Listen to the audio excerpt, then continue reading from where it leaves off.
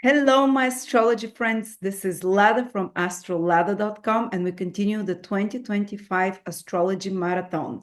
This video is with South African astrologer Roma. Hello, Roma. Hello, Lada. Thank you so much for having me and allowing me to be of service. It is like coming for a Christmas get together with the AstroLada family when I am in the marathon. So it's beautiful. We want to see And more of you. You're an incredible astrologer and psychologist. We miss you. Come with more topics. Every time you usually create something new. And you're not like the normal type of astrologer. You're a creative astrologer who develops new techniques and new insights that you bind together through psychology and astrology. But today's focus is on the best dates of 2025, and you did so much work. Can you tell us about that? now listen to that. There was a whole process in promoting the booklet that I will speak about. So what we did is we selected the best dates of 2025. And we put together a booklet under the name 59 Dates of 2025, because when the 365 charts were casted for the upcoming year, 59 dates were standing out. They were very auspicious for certain activities. And I come from many of my clients are business people. So there you have to know something about business people. From the outside, they seem to be achieving a goal after another, a goal after another. But if you're in the inside with them, if you speak to them, they feel, oh, I'm always delayed and I should be doing this already. And I'm waiting for the permit, I'm waiting for the sponsor. So they have the feeling of always running behind. And they were in need of good dates to maneuver the currents, because you are working with other people, you have to launch, a new product, you have to look after your business. So usually I would get a message, please give me good dates for April, for example. And I would say, okay, give me 2-3 days, I come back to you, I had the dates for April. And then a call would come, no, I need the dates for May because somebody was delayed again and I had to move my launch to the, it sounds familiar, right? Exactly. To the month of May. And then the idea came about to look at the dates up front, have them collected in the PDF. So I can be of quicker service to the clients. I can say, okay, you need all the dates for this year. I send you the booklet through and everything is fine. And then a friend of mine called me up, and she's an African priestess.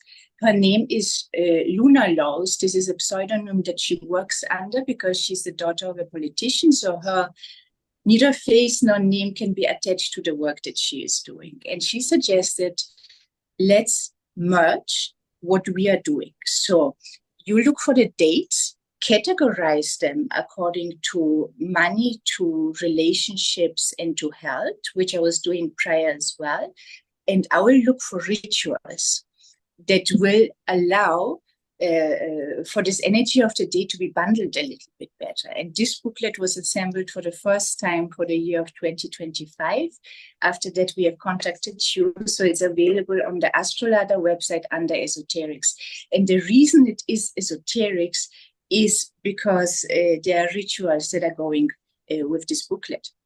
And I understand that when we hear the word ritual, it might have a strong 8th house connotation. So it might be a little bit of a occult or pagan or Wiccan frequency to it, if one wants. But I just want to look at the landscape of a ritual a little bit differently. So I want to, it's not that I'm converting anyone, but just consider this. There's one ritual that almost every household annually performs, and this is a birthday party. So if we had, for example, when we do a ritual, we are looking at the symbolism or the activities, the utensils that are connected to the planets that we would like to be of support to us and the goal that we would like to achieve.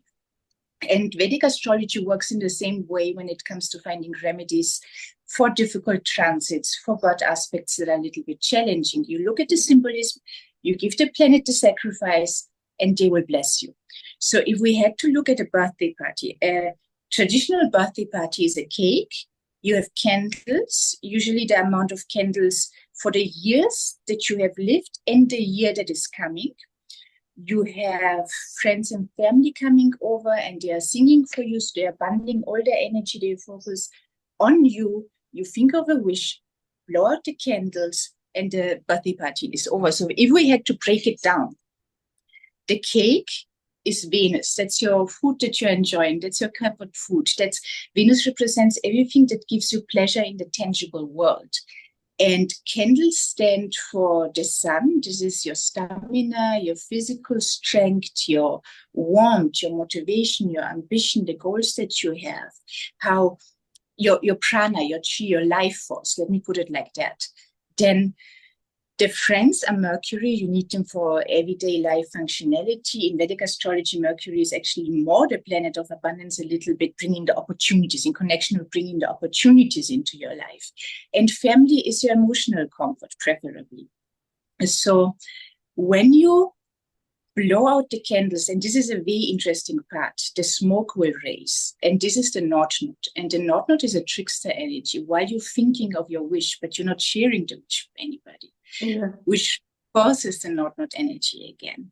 And the North Node in mythology was a demon. It wasn't a god. It shouldn't sit with the other gods in the sky, but it tricked its way into the sky. So what does it tell us? If you have the intelligence to almost outwit the gods, this is an energy that can make the impossible possible.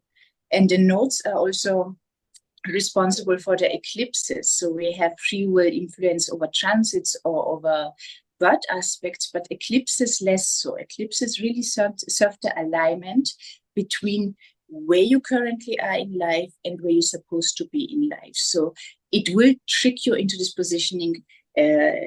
Don't fight it.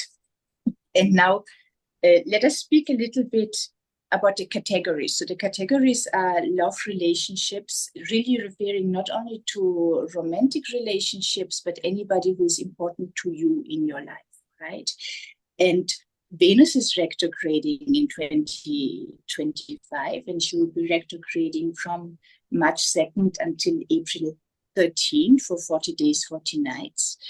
And she does so every 18 months. And she will make it a little bit more challenging for us to connect to aimless entertainment, to connect to things that are superficial, to connect to things that are pleasure in the tangible world. And she does so in service to us, so that we have the time or the mental space to look at the interior qualities of Venus, which is your self-worth, this is your self-respect, this is your self-love, this is your value system. So Venus comes every 18 months and says, I would like you to redefine the value system that you are holding. Maybe there are some things that you do not need to live by anymore, right? So to give you an example, let's say somebody was in a financially tough position and this person wanted to get out of it, and they acted very much from survival. And this served them well in the period of time because they were able to create a security cushion for themselves, get back to normal again. Now a Venus retrograde comes along and says, look, you did very well. You have the security cushions. Can we look at the habits? This is Saturn, but can we look at the habits that gave you the financial security, but not make it fear motivated anymore? Can we motivate it by self-respect, your personal money hygiene, and self-love? So in order to self-care, you continue doing these activities. Don't be scared that if you are not feel motivated, the activities will stop. They will not stop, but look for a different motivation in that.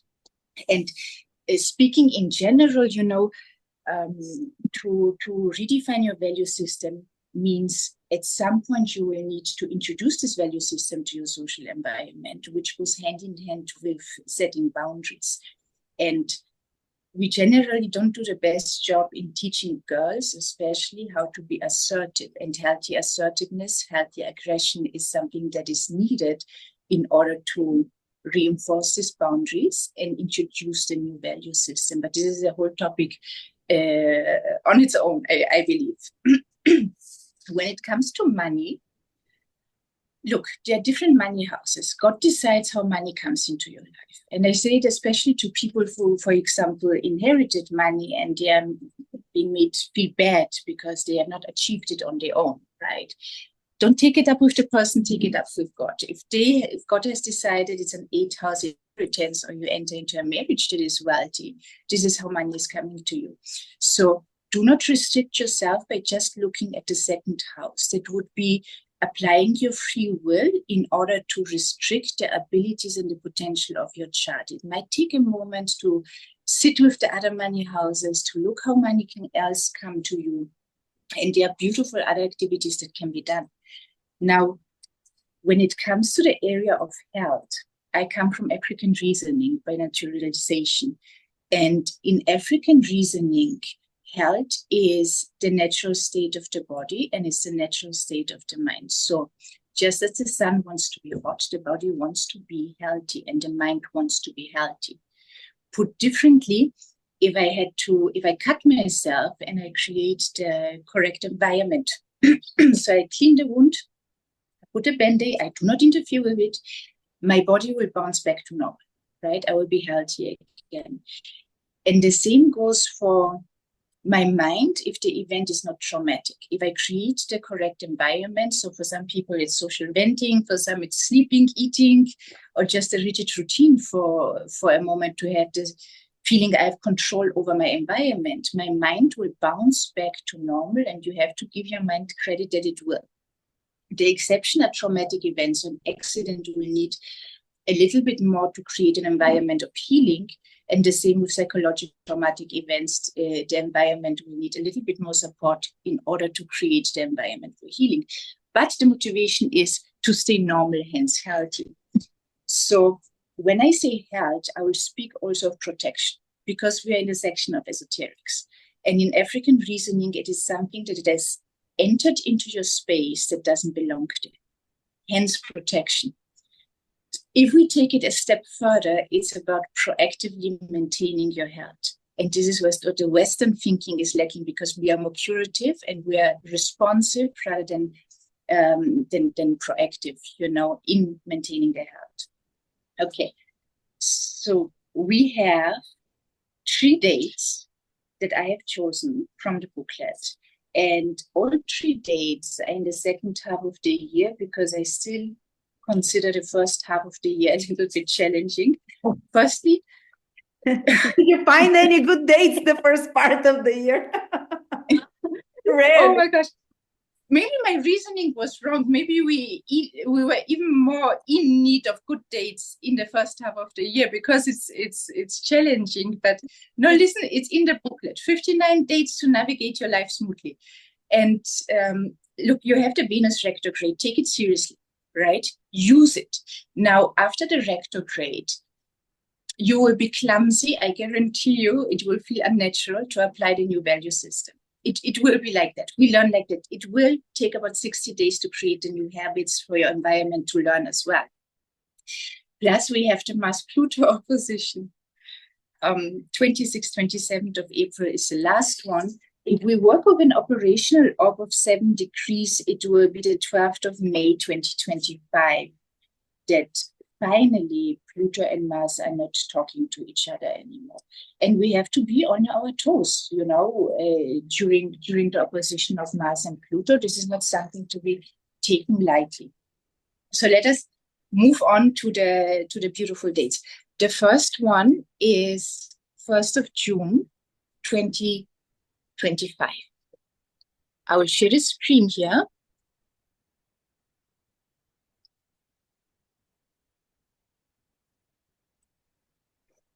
Okay. And the first connects to the category of love. So what is going on in the chart? The aspect we would like to concentrate on this day is the conjunction between the Leo moon and Mars and Venus and Chiron. Venus in the sign of Aries is very proactive, right? Aries is about conquering new ground, doing new things, not be stagnant. Do not be too scared. Be a little bit brave. Your life will open up more with courage. And Venus is moving direct now, but remember, you are just after Venus retrograde, so you will be still implementing the value systems that are important to you. Now, Venus is in conjunction with Chiron, and Chiron is the wounded healer. Chiron in mythology was wounded, and it was not a self-inflicted wound. He was not being careless. It was a fate-inflicted wound. I think this is very important to mention. He was simply in the wrong place at the wrong time, and he tried to heal himself, but was not successful in doing that, which made him a wonderful healer, because he kept educating himself and he remained humble in what he is doing. He didn't succeed at healing himself. Wherever Chiron is positioned in the birth chart, this is what we can do easily for others, but we cannot do for ourselves. So to give you an example, let's say you have by birth Chiron in the sign of Taurus, then it would be easy for you to create a comfortable environment for other people, to spoil them, to give them good food, luxurious environment. But it would be difficult for you to do the same for yourself. For example, you would book a spa day for your family, but not for yourself. You would stay behind and cook a meal, so when they come home, they have a meal. And Chiron in the sign of Aries is about, I want to take action in connection with something that gives me fear and anxiety, but even more so through the outer environment of being blocked. So there are people who are blocking my ambitions, and I do not know how to stand up for myself. I do not know how to address it correctly. And I feel that the remedy in Chiron really lies in the mantra of, you can do for others, but you cannot do for yourself. So I love this insight. I love this insight, because Chiron could heal others, but not himself. I never thought about that, but when you gave the example with Taurus, I was like, oh my God, exactly. Yes. Yes. And I'm not taking credit for saying this. I read a book by Melanie Reinhardt. Is her name Chiron and the Healing Journey? And this sentence stood out for me. Oh my word, that was so true. So what I started doing is applying this reasoning to cure or assist Chiron. So now let's go back to Chiron in Aries, where he would like to take action, but it's not possible for him. He keeps finding himself in the same restrictive circumstances. So think of the situation that is restricted, right, in your own life. Now imagine that you are taking yourself out of your life and you're putting somebody else in this position that you are holding very dearly to your heart. This can be a relative, this can be a friend. And imagine them being in the same situation. I promise you, solutions will come to you. What is the next step? How to tackle it? Do you need to smooth the situation, or do you need to attack? Do you need to ignore? Do you need to withdraw? The process of how do I get out of it and create movement here will come through this exercise. So how can this be used for a day of love, right? Now, this is a very good day to sit down with somebody who is close to your heart, that has the habit or holds the habit to restrict you in your progress, in your conquering, in what you would like to achieve. You have the support from Venus next to Chiron, that it might be a smoother conversation. However, you do not want to activate the Mars-Uranus square, right? So it would be suggested to have a walk, to be in movement. There's a lot of fire energy in the sky. Walk while you have this conversation. Now, the Leo moon has a lot of warmth, compliments very well, this is what we want to dip into. It has a very great sense of humor, right? It has the ability to almost entertain a good outcome of this conversation. And what is suggested with Mars being next to the moon is that when you look for solutions, do not go, look, I feel like this in the situation, we have to find one solution to this. No. With this aspect, you have to look for 3 solutions. Why is this? Now psychology comes in. If you feel you're negotiating and you only have one shot. You have only one shot. You will become a little bit more aggressive in your negotiations. Plus, you might feel like you are in the corner and now you're defending yourself. So you are not listening to what the other person has to say. You're not hearing them, right? You're just defending your ground. So starting this conversation would be good by asking, what do you want that is not negotiable, and what do you don't want that is not negotiable? And what do I want that is not negotiable? And what do I don't want that is not negotiable? And then sitting with it and trying to find 3 solutions. The first solution will allow you to relax and think in more creative ways. Plus, it will create the energy of we're putting our heads together, we're working together. Now, look, this in particular, if I had to find a niche further for this energy, would be good if you have teenagers or if you have adults in your environment who behave like teenagers. They are adults like that. So when it comes to teenagers, right, the limbic system, can I take out the chart now? Yes, for sure. Okay. So when it comes to teenagers, the limbic system, which is the back of their head, is upgrading, and it's upgrading the perception of emotions. So teenagers perceive emotions with far bigger intensity than an adult would do. Mm-hmm. This is why every situation is so emotionally charged in the perception of the teenager. At the same time, the frontal lobe only develops at age 25 roughly, and the frontal lobe is responsible for self-smoothing and for planning and organizing and delaying gratification, for self-control in essence. So I have this period of time where I experience intense emotions, right? But I do not have the upgrade yet biologically, physiologically, to control all my emotions. And this is why when you speak to teenagers and you say, no, don't think it's one solution, let's try 3 solutions, I think we will be able to negotiate a little bit better. When it comes to the adults who behave like teenagers, it was usually positive reinforcement that unfortunately in their environment that got them stuck in that stage. So when they were experiencing emotions a little bit stronger, lacked self-control, and then tantrum to get something, was giving into that. So this person just learned with time, okay, if I behave like this, I will get my way. And isn't that why also some of the most longest standing addictions get developed in the teenage years, because they have those strong emotions, but they can't delay gratification, self-soothe properly yet, and control. And that's why probably people shouldn't drink and do anything bad till 25 even.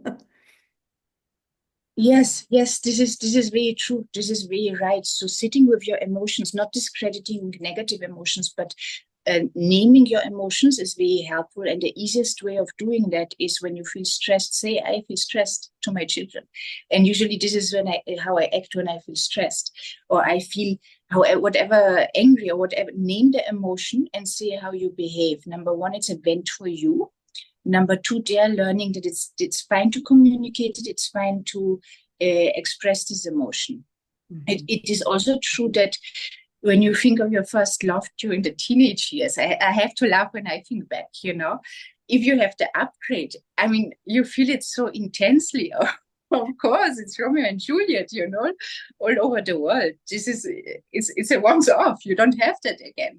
After the front love develops, you have more self-control. You will never feel love like that again. It's actually funny, but we have to give them credit. We have to give the teenagers credit, to work through it. It's quite something to be. I don't want to pass through those emotions again. And daily, most of my dreams are connected to my teenage years. I'm back there with the people that affected me the most. And imagine what the impact it makes. It's such a roller coaster being a teenager, up to 22, 3 even, I would say. Yeah. And part of the development is that they are parting from the family. When they are parting, they behave like a boarder in their own home. It's just, I am an adult. but on trial. So all my bills are paid, but I behave like an adult, you know. So they are going through a lot. The families are going through a lot. It's fair. It's fair. This date, right? The 1st of June, 2025. If you want to approach, for example, a person that you hold interest in, if you want to approach a person close to you to say, I would love for us to find better solutions so I can have the feeling of progress in my life and moving forward without having shame and guilt. Can we look for solutions like that? And this is what this date is for. Beautiful. Okay. Now, let us look at the next date that will be connected to money. And this is the 1st of July, 2025.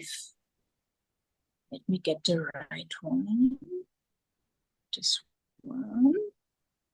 Okay, amazing. So we have a beautiful grand trine between Virgo moon at 24 degrees. And we have Venus and Uranus sitting together in the sign of Taurus. And we have Pluto that is in an air sign. Okay, so let us start with the Virgo moon.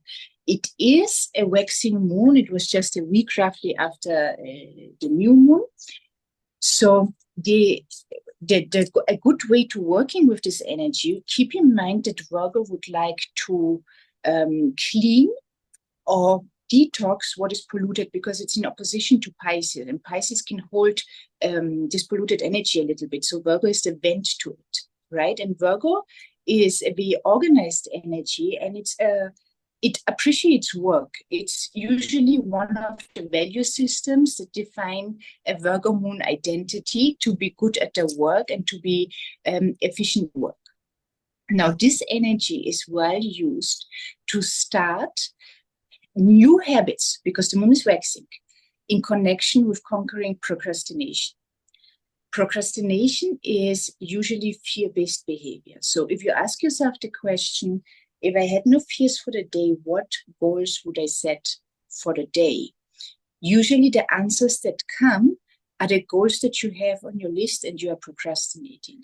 So let's take an exercise from psychology again. So we are jumping between astrology and psychology, right? Beautiful. And the exercise will be an example. So let's imagine you're a child and your parents are taking you to a restaurant frequently. And then your parents say, you know what, I think you are old enough now to pay for the meal, to call for the bill and pay for the meal. And a child might feel overwhelmed because you have to raise the hand, you have to get the attention of the waiter, which is an adult. So you're telling an adult what to do, then you're asking for the bill and you're doing the transfer. And the child might feel overwhelmed, so it wants to procrastinate and says, okay, next time, can I do it next time? So the suggestion is, what you want to do and you are procrastinating, it's fear-based, subdivide it into little baby steps. So you could tell the child, just raise your hand and try to get the attention of the waiter, and we take the talking from there. Just to this part, and the child will do it repeatedly until they are comfortable. And when they are comfortable, then say, okay, raise your hand, get the attention of the waiter, and ask for the bill. And the child will do these two activities until it's comfortable. And when it's comfortable, you step into the final phase, which will be raise your hand, get the attention of the waiter, ask for the bill, and make the transfer. So what you are scared of, what you are procrastinating, subdivided into baby micro steps that will allow you to just make the first step. Once you make the first step and repeatedly, you will build your confidence. Confidence is not built on words. Confidence solely is built on actions, doing something that scares you, having a positive to mediocre result, you know, but being motivated to repeat it. Mm-hmm. This is what it's about. Now, there is another way of using the energy of the day, right? And this is the conjunction between Venus and Aries. Venus is very comfortable in the sign of Taurus. She's the ruler of Taurus. Taurus is an earth sign. It's a fixed sign. It's about building wealth, maintaining wealth, and having a comfortable life. But it's sitting still. It's sitting still. And Uranus likes to undig, bring something to the surface, surprise you. So the suggestion here is to look at all your life areas and look at the resources that you're sitting on, which we are not using. And in every life area, you will be sitting on such resources. So to give you an example, let's say you look at the area of your social environment and there's somebody whom you truly admire for some skill that they have or wisdom that they hold or experience that they have. And you have never approached this person to say, can you tell me a little bit, or can you point me in the right direction how to learn about it? And people are usually very welcoming when it comes to sharing the skills that they have accomplished, you know, through their own experience. So that would be one resource that one might be sitting on and not using, or simply opening your cupboards and look, what am I really not using, not wearing? Why is this? What movement can I bring in here? Can I sell it, give it away, or make it into something else that I might be using? What time resources that would save you time are you sitting on and you are not using? You know, technology is developing so fast. Maybe it is a shortcut in something that you are doing that you have not taken into account before. And Pluto will allow you in the Grand Trine just to go deep and make it a deeper situated habit. I also want to draw attention to the conjunction between Jupiter and the Sun. Mm-hmm. So Jupiter is in the sign of Cancer, where he's exalted, in an operational orb to the Sun. And this is such a beautiful conjunction to expand the mental horizon, to expand the way you think or you see things.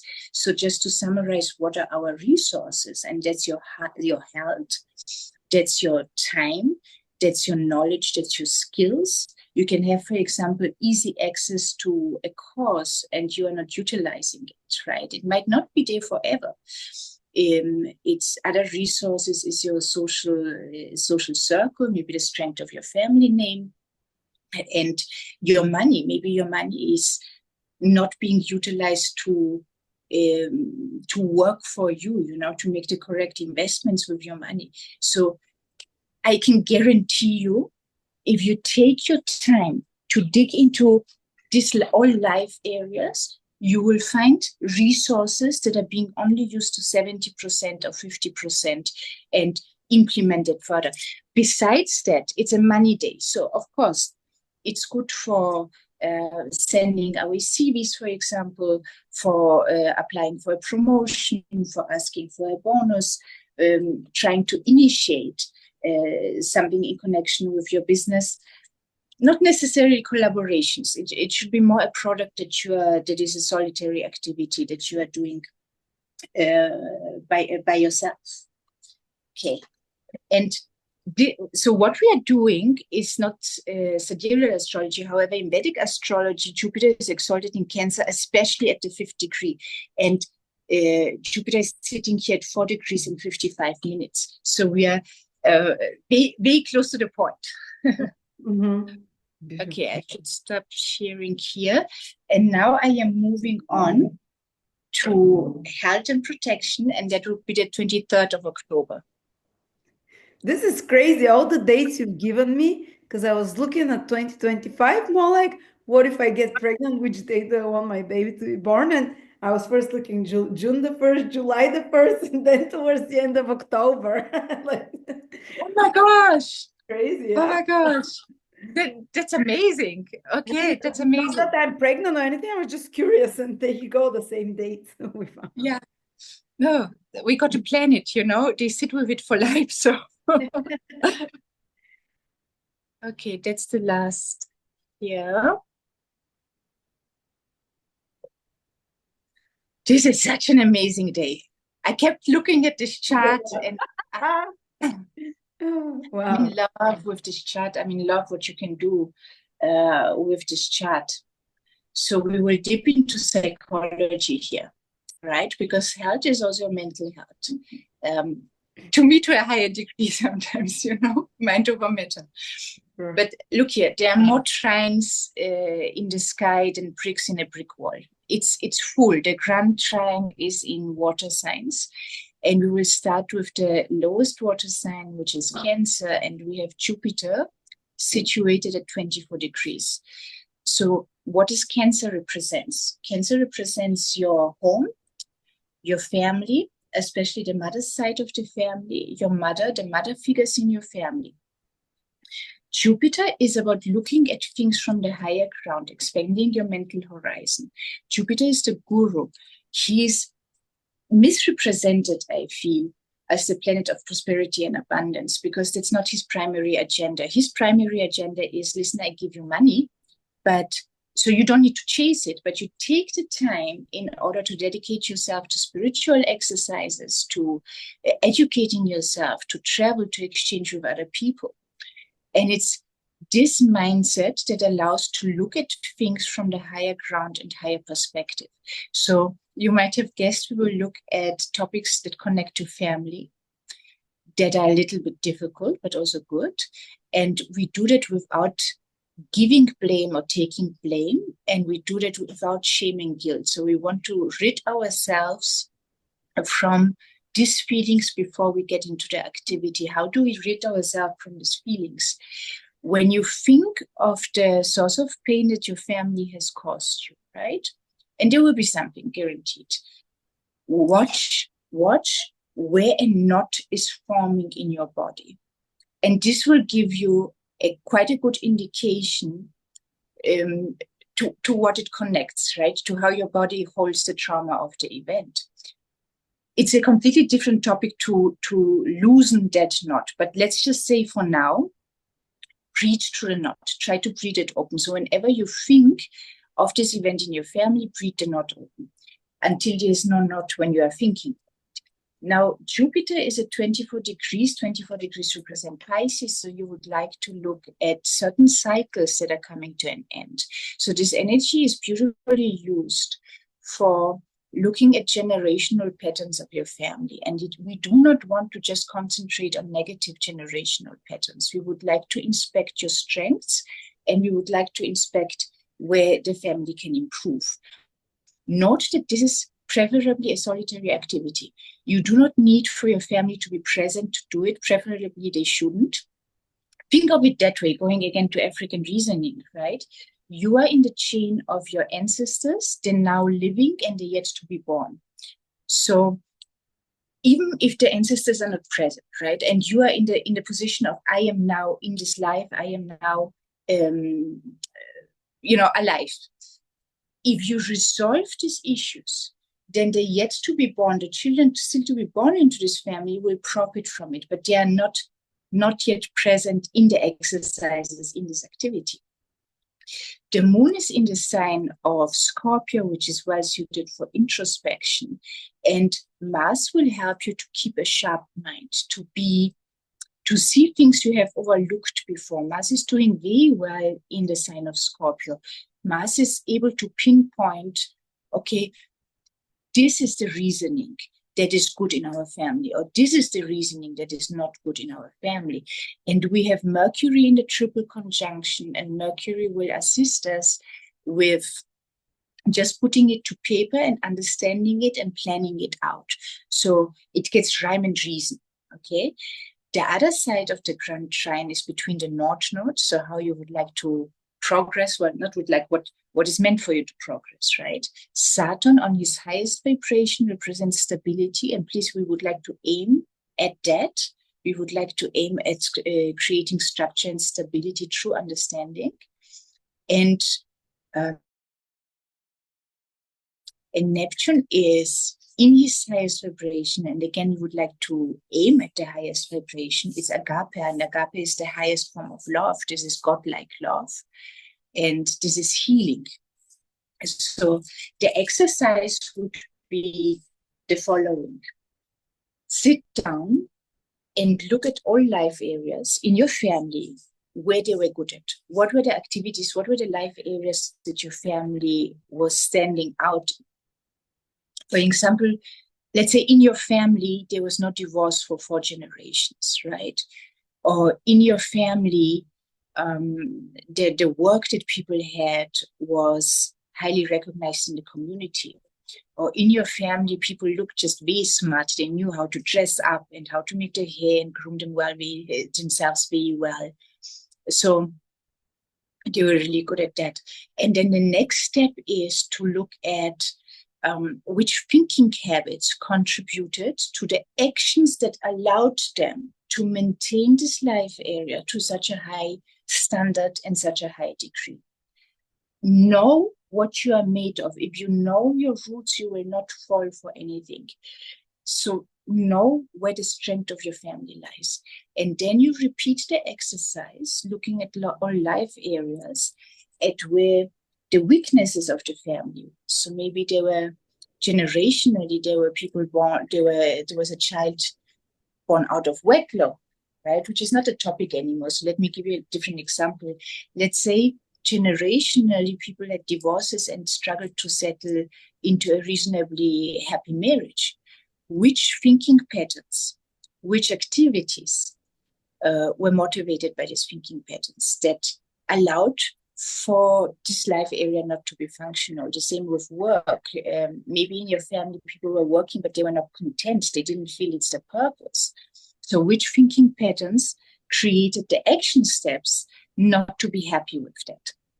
And then this is the most difficult part of the exercise, because it will be introspection. You will look at your own life and you will look for a concrete example. So we don't want airy-fairy just thinking of it. We want concrete examples in which you, motivated through this thinking pattern, have made positive actions to maintain a life area or negative actions in order to dissolve a life area, to make it not functional in a life area.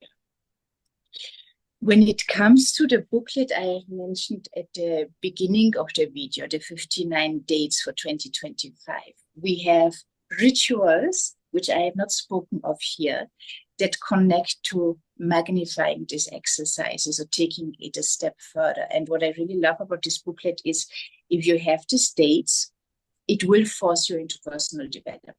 Yeah. It will, it's like therapy mixed with astrology, mixed with a little bit of esoteric. So it's a beautiful labor of love, I think it's said in English. It's a beautiful triple sciences coming together and working together to bring the best out, the smoothest life possible. I learned so much just by those 3 charts and the multiple exercises and stories you gave and examples around it. Thank you.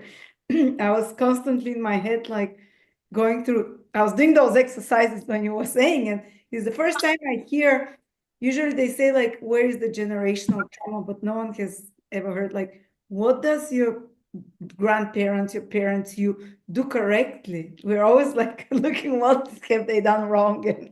But yeah, it made me think, and because some people always beat themselves down, while others, they're on the spectrum of never noticing what is wrong. But thank you again. I've learned so much from spending a few minutes with you. I can't wait. We have the booklet. I'm putting a link below in the description with the link if you'd like to have it. If you'd like to connect with Roma, I'm putting a link as well. She's incredible healer, astrologer, psychologist. It's not just a chart telling you what you're doing, what's happening in life, but how to fix it, how to change it, how to look inside. And that's very Jupiter work, isn't it? It's self-improvement. That's what brings the confidence after that. Thank you so much, Roma. Yeah. Thank you so much for having me, and have a blessed day further. Thank you for having me. Do you have some conclusion words about the year or about something that you feel that the year will bring for us collectively, personally? What is it best for? There's a lot of water next year, 2025. What do you think that's helping us with? Yeah. Thank you for the question. And I think that there are many changes happening. And in psychology, change equals stress. So I would enter into this year, and which is a challenge already because we have the Pluto-Mars opposition. That is already draining. But take even if it's just having an hour longer of sleep, if this is possible, it will do you a world of good. If you do not have the time or patience to work on yourself, however, if you do have the time and patience to implement new habits, right? Explore how you reacted to stress in the past and prepare for the future, because you will need to build a higher stress resilience for the upcoming year. It will be necessary. And I think that many topics in connection with healing family and the therapy form in family in general, looking at the positive of family as well, having something to be proud of. Don't make yourself small, and don't allow therapists to make you small. Don't allow that. I think that this is a good approach to improving oneself. I think in case of doubt, surprisingly, in the toughest times, be Saturnian. I think that Saturn, surprisingly, because he's associated with, I'm the source of fears and hard work and delays, but he gives the most comfort when one is going through an overwhelming period of time and too many changes. So number one, be in a steady routine, predictable routine, boring routine. It will give you the feeling that you are in control over your circumstances. Don't be loud in your life. Retreat a little bit and be steady. And I mean, Saturn even will be changing signs, like there's nothing that is steady for the upcoming year. Like, give me something that I can rely on, that I can hold on to. It will be, have faith, take it one step at a time and do the best you can for the day. This is all you can do. Beautiful. Thank you so much, Roma. Have a wonderful day. Merry Christmas. And I can't wait to have you again. I just want to listen to you. You can talk whatever you want. You can just sit and talk without the topic and I'll listen to you. Talk more often. Thank you. Thank you so much. Thank you for the invitation. Have a blessed day. Bye. Thanks for joining us. Bye.